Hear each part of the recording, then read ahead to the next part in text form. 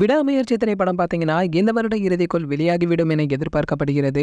இதற்கிடையில ரசிகர்களை ரொம்பவுமே சோதிக்காமல் அடுத்த படத்துடைய அறிவிப்பை நம்ம அஜித் சாருமே வெளியிட்டிருக்காரு. அதாவது ஆதிக் ரவிச்சந்திரன் இயக்கத்தில் உருவாகும் குட் பை டக்லி அடுத்த வருட பொங்கலுக்கு வெளியாகிறது. இந்த படத்துடைய போஸ்டர்கள் வெளியாகி சர்ப்ரைஸ் கொடுத்திருக்க நிலையில மற்றொரு இன்ப அதிர்ச்சியை கொடுக்கவும் தகவல்களுமே வெளிவந்திருக்கு. அதாவது அஜித் சார் பார்த்தீங்கன்னா இந்த 2 படங்களையுமே முடித்துவிட்டு அடுத்ததாக கேஜிஎஃப் பட இயக்குனருடன் இணைய இருப்பதாகவும் ஏற்கனவே இவர்களுடைய சந்திப்பு ரகசியமாக நடந்து முடிந்திருக்கா. அதில் இருவருமே 2 படங்களில் இணைவது குறித்து பேசி முடிவெடுத்திருக்காங்க. அதுல ஒன்றுதான் கேஜிஎஃப் உடைய 3ஆம் பாகம். இதன் முதல் பாகம் 250 கோடியை வசூலித்திருக்க நிலையில 2ஆம் பாகம் 1200 கோடி வரை வசூலித்து சாதனை படைத்திருந்தது. அதைத் தொடர்ந்து 3ஆம் பாகமும் உருவாக இருப்பதாகவும் இதற்காக ரசிகர்கள் அவளுடன் காத்துட்டு அதுல பாத்தீங்கன்னா யாஷ் அவர்களுடன் இணைந்து நடிக்க நம்ம அஜித் சார் தற்போது சம்மதம் தெரிவித்திருக்காரு. அதற்கு அடுத்தபடியாக பாத்தீங்கன்னா அஜித் சாருடன் சோலோ ஹீரோவாக உருவாகும் ஒரு படம். இந்த 2 படங்களை பற்றிய பேச்சுவார்த்தை தற்பொழுது நடந்து முடிந்திருப்பதாகவும் ஆனால் இது உருவாவதற்கு நிச்சயம் பாத்தீங்கன்னா ஒரு வருடத்திற்கு மேல் காலதாமதமாகுமா. அதன்படி 2025 இறுதிக்குள் கேஜிஎஃப் 3ஆம் படப்பிடிப்பு ஆரம்பித்துவிடும் என்று சொல்லியிருக்காங்க. அந்த வகையில் தளபதி விஜய் அவர்கள் விரைவில் சினிமாவிற்கு முழுக்க போட இருப்பதாகவும் அந்த குஷியில நம்ம அஜித் சார் எந்த ஒரு பிரேக்கும் இல்லாமல் அடுத்தடுத்த படங்களை கமிட் செய்து வந்துட்டு இருக்காரு. அதுல